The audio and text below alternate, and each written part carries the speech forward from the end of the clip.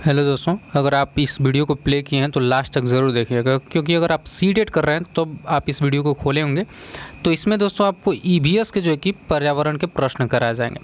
मैं दावे के साथ कहता हूं दोस्तों, अगर आप इस तरह के डेली अगर वीडियो देखते हैं तो आप जो है कि टॉप 15 नंबर लेके जाएंगे अपने पर्यावरण से। मैं पेडागॉजी को छोड़ कर अगर आप एनसीईआरटी बेस्ड का अगर पढ़ते हैं तो आप टॉप 15 क्वेश्चन आप आसानी से कर जाएंगे, अगर ये सिलेबस पूरा आप देख लेते हैं तो। और देखिए दोस्तों, इसमें जो 2011 से 2019 तक जितने सारे पेपर हुए हैं सीटेट के द्वारा, वो सारे जो है कि पर्यावरण के क्वेश्चन को हम लोग सॉल्व करेंगे, एनसीईआरटी वाला भी और पेडागॉजी का भी। तो फिलहाल अभी हम लोग एनसीईआरटी का कवर करने वाले हैं, तो डेली हम लोग इस तरह का क्वेश्चन करेंगे। तो आप जो है कि इस सेशन को देखिए लास्ट तक, और इसमें दोस्तों पूरे डिस्क्रिप्शन के साथ बताया गया है विच इमेज के साथ, तो इससे जो है कि सीखने में आसानी हो जाएगी। तो अगर आप सीटेट की तैयारी कर रहे हैं तो इस वीडियो को ज़्यादा से ज़्यादा देखिए और ज़्यादा से ज़्यादा दोस्तों में शेयर भी करिए, क्योंकि मैं देखिए दावा के साथ कहता हूँ, अगर आप ये वीडियो देख लेते हैं तो आप 15 नंबर के क्वेश्चन आप किसी भी सेट से करके जाएंगे। तो चलिए वीडियो स्टार्ट करते हैं। ये दोस्तों क्लास 1 है, इस तरह का हम लोग डेली क्लास किया करेंगे। और अभी तक आप चैनल को सब्सक्राइब नहीं किए हैं तो इस तरह का सब्सक्राइब बटन है, उसको आप दबा करके नोटिफिकेशन बेल को भी आप दबा दीजिए। और चलिए दोस्तों, आज का जो है कि हम लोग पहला क्वेश्चन यहाँ पे स्टार्ट करते हैं। इसको थोड़ा सा जूम कर लेते हैं क्योंकि अच्छे से जो कि क्लियर और अच्छे तरीके से हम लोग को दिखे। चलिए पहला क्वेश्चन दोस्तों यहाँ पे पूछा गया, बिहार के लोग अतिरिक्त धन कमाने के लिए मधुमक्खी पालन करके शहद एकत्रित करने का कार्य करते हैं, तो मधुमक्खी पालन करने का सही समय है। तो देखिए दोस्तों, ये मधुमक्खी है, आप देखे होंगे मधुमक्खी का छत्ता। तो इसमें जानते हैं एक मधुमक्खी रहती है जिसका नाम रानी, जिसे हम लोग रानी मधुमक्खी कहते हैं। तो देखिए वो छत्ता को छोड़कर कहीं नहीं जाती है, वो अपने बच्चों को या अंडों का देखभाल करती है। और जो मधुमक्खियाँ जो झुंड में रहती हैं, और जो मधुमक्खियाँ होती हैं जिसे हम लोग श्रमिक मधुमक्खियाँ कहते हैं, वो क्या करती हैं, वो इधर उधर जा करके अपना रस ला करके और अंडों के साथ उन लोगों को रखती हैं। और देखिए दोस्तों, जो इसमें श्रमिक जो नर मधुमक्खी होते हैं, जो नर मधुमक्खी होते हैं उनका कोई काम नहीं, तो कुछ नहीं करते हैं, बस इसी तरह उसमें पड़े रहते हैं, उनका कोई विशेष काम नहीं होता है। इस तरह का क्वेश्चन पूछता है तो अगर इसमें आया कि नर मक्खी का कोई विशेष कार्य नहीं होता तो वो सही रहता है। और दोस्तों, ये अगर इन लोगों को कहीं रस मिल जाता है तो वो क्या करते हैं, एक तरह का नाच करने लगती हैं, जिससे इन लोगों को पता चल जाता है कि यहाँ पर रस है और वहाँ से जा कर के वो लोग ले लेते हैं। अब देखिए, अब बात आती है हम लोग को मधुमक्खी पालन की। तो अगर मधुमक्खी पालन की बात करें तो देखिए, ये मधुमक्खी पालन करने का समय क्या होता है, ये आपको इसमें देना है। देखिए, पहला है जनवरी से मार्च, दूसरा है अप्रैल से जून, तीसरा है जुलाई से सितंबर, और चौथा है अक्टूबर से दिसंबर। तो देखिए दोस्तों, आपको बता दें कि मधुमक्खी पालन करने का सही समय कब होगा, जब ये ज़्यादा अंडे देंगी। क्या करेंगी, ज़्यादा अंडे देंगी। तो दोस्तों, ये जो है कि एनसीईआरटी में अगर आप जब पढ़ेंगे तो इसमें दिया है कि बिहार के लोग क्या करते हैं, अक्टूबर से दिसंबर माह के अंतर्गत जो क्या करते हैं, मधुमक्खी का पालन करते हैं, क्योंकि इस समय मधुमक्खियाँ जो हैं ज़्यादा अंडे देती हैं। तो देखिए भाई, अगर ज़्यादा अंडे देंगी तो ज़्यादा उन लोगों को बच्चे होंगे, और ज़्यादा बच्चे होंगे तो ज़्यादा शहद उत्पादित होगा। तो इसलिए वो लोग अक्टूबर से दिसंबर के बीच में मधुमक्खी का पालन करते हैं। तो आशा करता हूँ दोस्तों ये आपको ये आंसर समझ में आएगा, तो कमेंट करिए अगर ये ऐसे अगर समझ में आ रहा है तो। अगर नहीं तो अगर कोई दिक्कत है तो उसको भी कमेंट करिए, बाद में उसको सुधारा जाएगा। चलिए, ये दोस्तों आपको दिख रहा होगा, नेप्थनीस एक ऐसा पौधा है जो मेढकों, कीड़ों मकोड़ों और चूहों जैसे छोटे जीवों को अपने अंदर फंसाकर खा जाता है। हमारे देश में यह पाया जाता है। तो देखिए दोस्तों, ये हमारे देश में ये एक प्रकार का पौधा है जिसे नेप्थनीस या घटपर्णी पौधे के नाम से जानते हैं। क्या करते हैं गाइस, इसको नेप्थनीस या घटपर्णी पौधे के नाम से हम लोग जानते हैं। अब देखिए, ये कहाँ पाया जाता है और ये करता क्या है, ये कीड़ों मकोड़ों और चूहों जैसे छोटे जीवों को अपने अंदर फंसा करके खा जाता है। और ये कहाँ पाया जाता है, तो पहला ऑप्शन है अरुणाचल प्रदेश, दूसरा है मेघालय, तीसरा है असम और चौथा है उड़ीसा। तो देखिए गाइस, ये जो है कि हमारे मेघालय राज्य में पाया जाता है। अब देखिए, कभी कभी क्वेश्चन पूछ देगा कि और कौन से राज्यों में कौन से देश में पाया जाता है। देखिए, ये क्या किया जाता है, कहाँ पाया जाता है दोस्तों, इंडोनेशिया और ऑस्ट्रेलिया में भी ये पाया जाता है। कहाँ पाया जाता है, इंडोनेशिया और ऑस्ट्रेलिया में भी ये पाया जाता है। अब इसके बारे में कुछ जानते हैं हम लोग। ये इमेज में आपको घटपर्णी पौधा दिख रहा होगा। अब देखिए, इसका आकार जो है घड़े के आकार का होता है। कैसे? घड़े के आकार का होता है। और इसका मुख जो होता है पत्तियों से ढका होता है। किससे ढका होता है दोस्तों? इसी के पत्तियों से ढका होता है। और देखिए ये एक प्रकार का क्या करते हैं, ये एक सुगंध निकालते हैं या महक आप कह सकते हैं। एक प्रकार का ये सुगंध निकालते हैं जिससे छोटे छोटे जीव आकर्षित होकर आके इस पे बैठते हैं और ये क्या करता है, पत्तियों से उनको ढक लेता है और निगल जाता है। तो इस तरह का क्वेश्चन इस पे बन जाते हैं दोस्तों, तो इस तरह का आप लोग ध्यान दीजिएगा। और देखिए अगर ये पैदा किस जगह पे होते हैं, जानते हैं दोस्तों, हर एक पौधे को उगने के लिए एक जलवायु की ज़रूरत होती है। तो ये दोस्तों जहाँ पे नाइट्रोजन की कमी होती है, क्या होती है, नाइट्रोजन की कमी होती है, यहीं पे घटपर्णी पौधा पाया जाता है। तो आशा करता हूँ दोस्तों अगर नेप्थनीज पे अगर क्वेश्चन आए तो आप अच्छे से इसको सॉल्व कर जाएंगे। तो चलिए दोस्तों, आनंद के साथ अगर आप वीडियो देख रहे हैं तो वीडियोस को लाइक करते रहिए, इसी तरह आनंद उठाते रहिए। इस तरह के हम लोग जो कि अच्छे से क्वेश्चन को सॉल्व करते रहेंगे। अब चलिए गाइस, अगला क्वेश्चन आपको दिख रहा है। ये एक पश्मीना शाल खाली स्थान साधारण स्वेटरों के बराबर गर्म होती है तथा साधारण पश्मीना शाल को बनाने हेतु डैश घंटों का समय लगता है। तो देखिए दोस्तों, इसमें साधारणतः आपसे पूछा गया है कि एक पश्मीना शाल है को बनाने में साधारण ये कितने स्वेटर के बराबर गर्मी देती है और कितना इसको जो है कि घंटा लगता है बुनने में। तो यहाँ पे आपको ऑप्शन दिया है 100 मतलब स्वेटरों के बराबर गर्मी देता है, 6 स्वेटरों के बराबर गर्मी देता है, 6 स्वेटर के और 10 स्वेटरों को। और इसमें पहले में 200 घंटे लगते हैं और दूसरे में भी 250 घंटे और तीसरे में 200 घंटे और इसमें भी 250 घंटे। तो यहाँ पे दोस्तों आपको बता दें कि ये पश्मीना शाल आपको दिख रहा है। तो देखिए ये पहाड़ी पर रहने वाली जो बकरियां हैं, एक विशेष प्रकार की बकरियां होती हैं और वो उनसे जो है कि बाल इकट्ठा किए जाते हैं और ये क्या करती हैं, इन बहुत पतले पतले बाल इनके जो है कि निकलते हैं। जैसे अगर आपका एक बाल है तो इससे लगभग 4 या 5 बालों के बराबर होता है, मतलब छोटे छोटे इसके 4 या 5 बाल हो जाएंगे। और देखिए इतने बारीक बाल होते हैं कि इनको किसी मशीन से नहीं बुना जाता है, ये खास बुनकरों के द्वारा बुनी जाती हैं। और ख़ास बुनकरों के द्वारा बुनी जाती हैं तो ये दोस्तों क्या होती है, 6 साल के बराबर यानी 6 स्वेटरों के बराबर और 200 घंटे इसको बुनने में लगते हैं। तो ये पश्मीना शाल आपको इमेज में दिख रहा होगा। अगर NCERT की अगर आप बुक निकालेंगे तो उसमें जो है कि ये शाल आपको देखने को मिल जाएगी। तो एक विशेष प्रकार की बकरियों से मिलता है और इसको दोस्तों 200 घंटे लगते हैं बनाने में और इसको खास बुनकरों के द्वारा बनाया जाता है, हाथ से बनाया जाता है। दोस्तों सोच लीजिए इतना बारीक जो है कि इसके बाल होते हैं और उससे हाथों से बीना जाता है और ये जो है कि 6 स्वेटरों के बराबर गर्मी देती है, सोच लीजिए। और देखिए इतनी गर्मी क्यों देती है, क्योंकि देखिए ये ठंडे प्रदेश लद्दाख की जो कि बकरियां हैं उनसे तैयार किया जाता है, तो उनका जो है कि अनुकूलन करने का ज़्यादा वो हो जाता है, इसलिए ये लोग क्या करती हैं, ये ज़्यादा गर्मी देती है। अब चलते हैं अगला दोस्तों, अगला क्वेश्चन को देखते हैं। अब देखिए ये क्वेश्चन भी कई बार पूछा जा चुका है तो इसको भी हम लोग देख लेते हैं। अब देखिए तरुण भारत संघ नामक समूह संबंधित है। तो देखिए ये दमड़ी काकी का एक कहानी होगा, NCERT में अगर आप निकालेंगे, NCERT का अगर बुक पढ़ेंगे तो दमड़ी काकी का है। तो उसमें कुएं वगैरह के बारे में उन्होंने एक कहानी सुनाई थी बच्चों को। तो कुएं क्यों सूख जा रहे हैं उसके बारे में इस चैप्टर में है। तो देखिए ये तरुण भारत का संघ जो है वो क्या करता है, पुरानी झीलें निर्मित करने में से विशेष रूप से सक्षम बच्चों को सीखने में मदद करने में, स्कूलों में दोपहर का पका हुआ भोजन उपलब्ध कराने में, आर्थिक रूप से कमज़ोर बच्चों को कोचिंग करवाने में। तो देखिए कोचिंग तो करवाएगा नहीं, ये सब आपके गलत हो जाते हैं और इसमें जो है कि आपका आंसर कौन सा सही हो जाएगा, पुरानी झील को निर्मित करने के लिए तरुण भारत संघ नामक समूह संबंधित है। तो आशा करते हैं दोस्तों वीडियो अच्छा लग रहा होगा।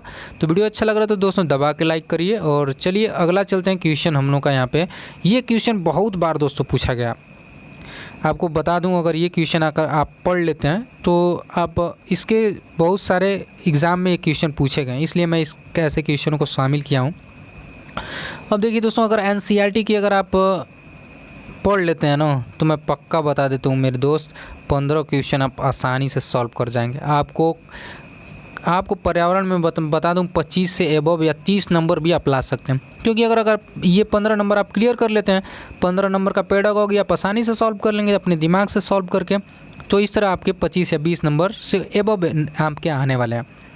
तो ये अगर आप एनसीईआरटी बेस्ड पढ़ते हैं तो मैं बता दूं 15 नंबर ज़रूर करके जाएंगे। तो चलिए, ये आपके अगला क्वेश्चन है 5 नंबर। निम्नलिखित में से लेह लद्दाख के घरों की विशिष्टताएं चुनिए। अब देखिए, लेह लद्दाख के घरों के बारे में इस क्वेश्चन में दोस्तों आपसे पूछा गया।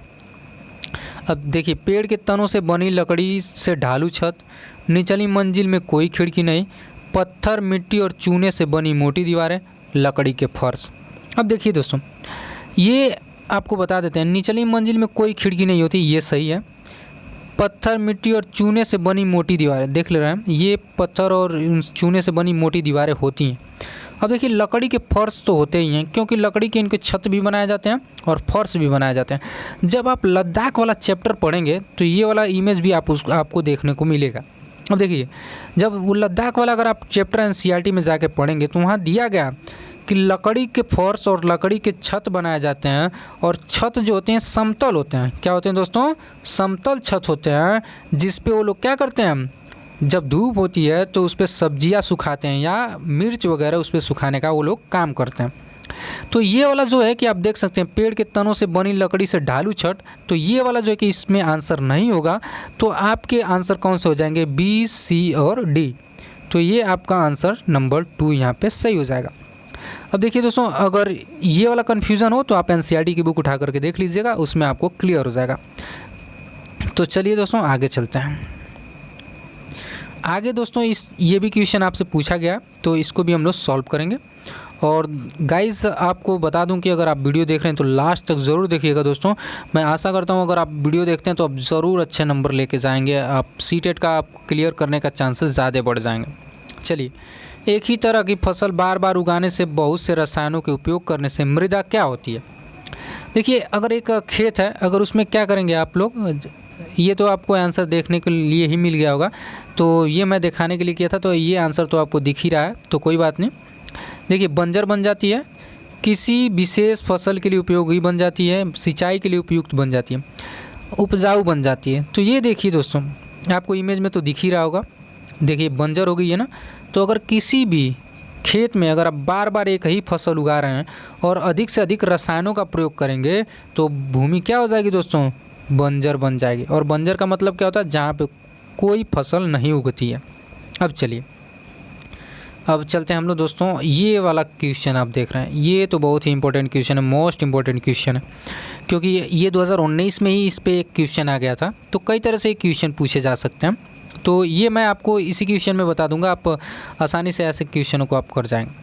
चलिए, मधुबनी चित्र को बनाने के लिए चित्रकारों द्वारा उपयोग किए जाने वाले रंग होते हैं। अब देखिए दोस्तों, आपको बता दें, ये आपको आर्ट दिख रहा है, ये आर्ट जो है कि आपको मधुबनी आर्ट दिख रहा है, देख रहे हैं ना, ये किस तरह के बनाए जाते हैं। तो ये देखिए दोस्तों, बनाए कहाँ जाते हैं? ये बिहार राज्य में बनाए जाते हैं, ये बिहार राज्य में बनाए जाते हैं और मधुबनी स्थान पे बनाए जाते हैं दोस्तों। अब देखिए, ये क्या है, इसका आपको आंसर देना है। विशेष प्रकार से बने पोस्टर रंग, नहीं।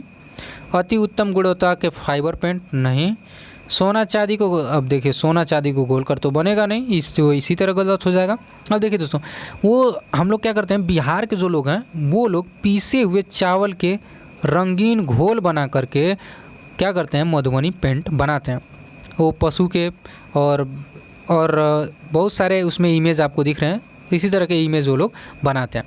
तो अब देखिए दोस्तों, ये क्वेश्चन पूछा जा सकता है कि मधुबनी चित्र यानी मधुबनी आर्ट किस से संबंधित है?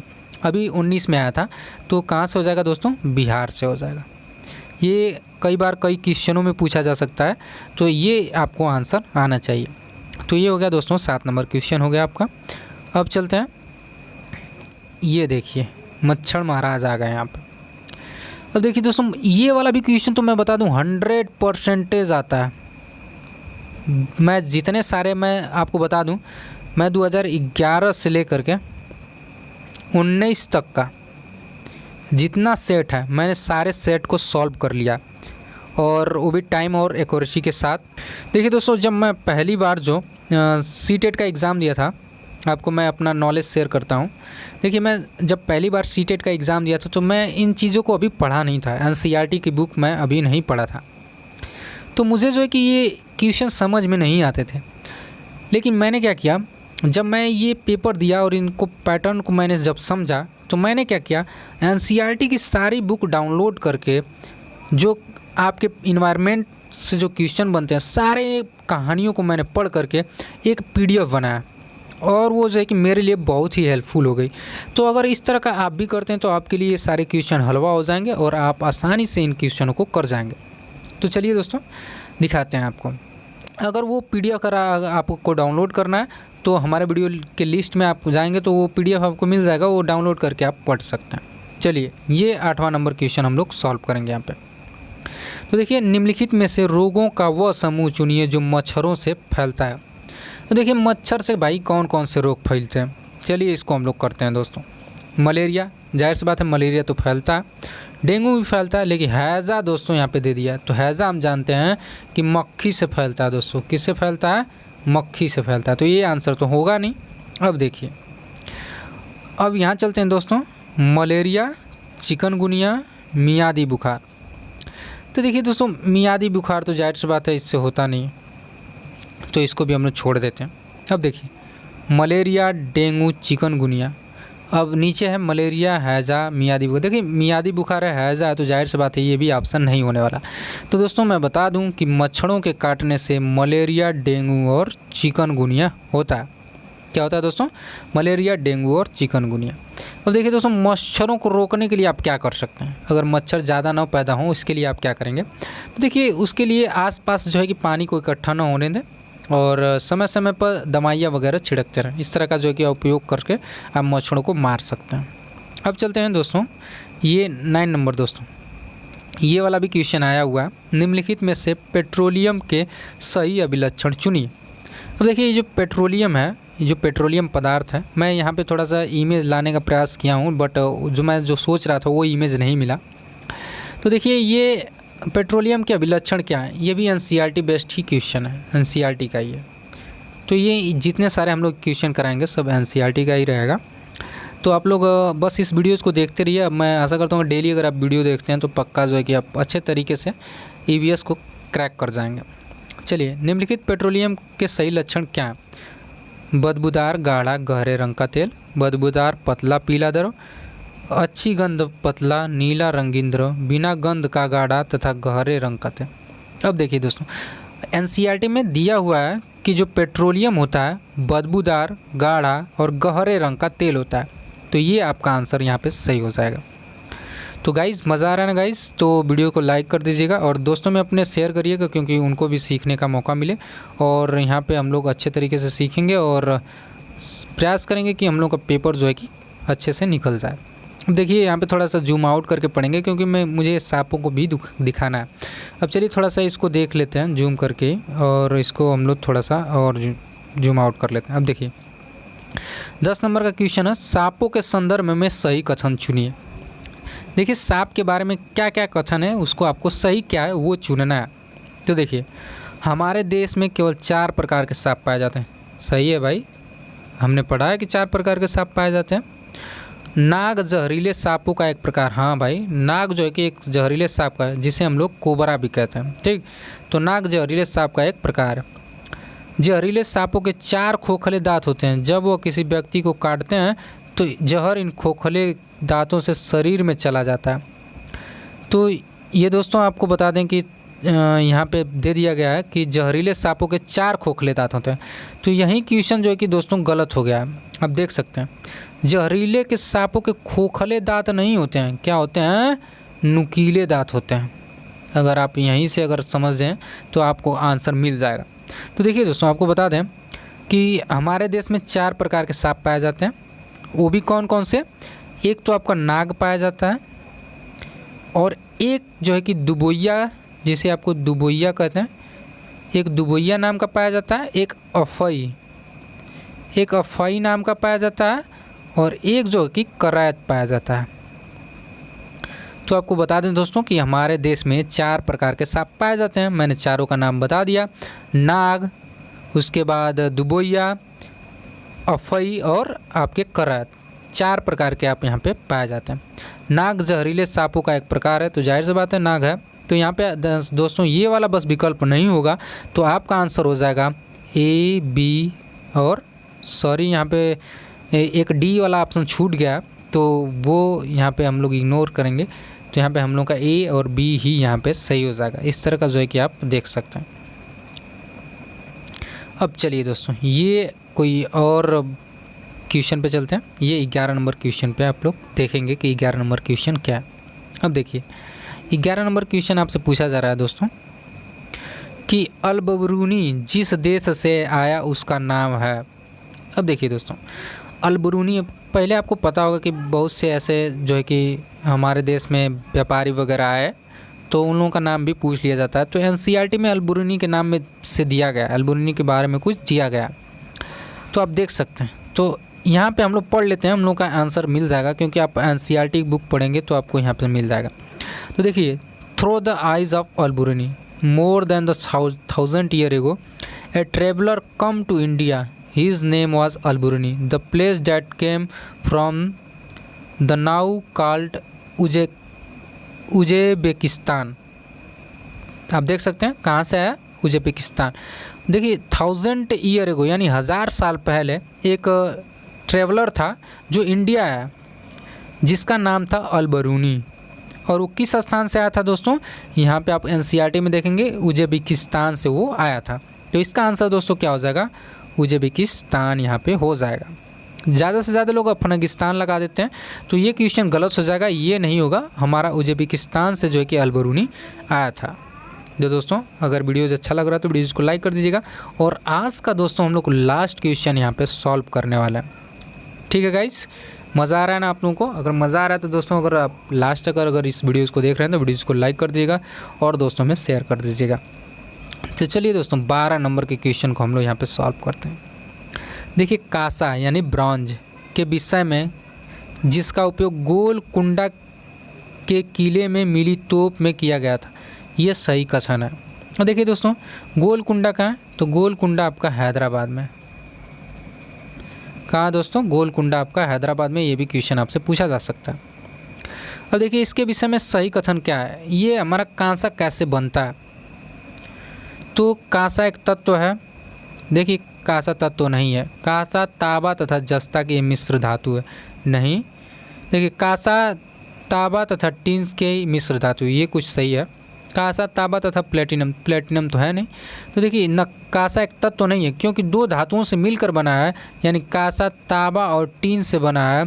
तो हमारा क्या होगा यहाँ पे, ये तीसरा ऑप्शन सही होगा। देखिए, कापर से और एसएन टीन मिला करके हम लोग क्या करते हैं, यहाँ पे कांसा बनाते हैं।